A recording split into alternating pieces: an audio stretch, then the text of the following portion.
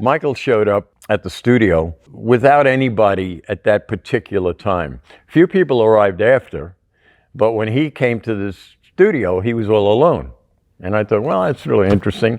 And I found out that he wanted to sit down with me and talk about the shoot beforehand. So I brought out a stack of layouts from the record label to go over with Michael.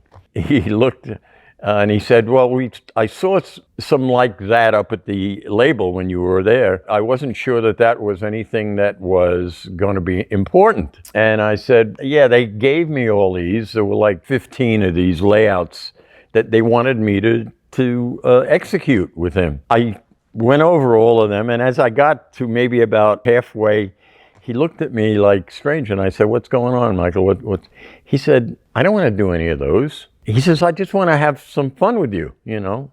And I said, well, that's interesting because that's all I wanted to do with you as well. At that point, it was really, we really hit it off as similar, two creative, similar people, which was all fine with me because I don't see how I was going to get all those done anyway in the hour. I didn't know how much time he had, you know.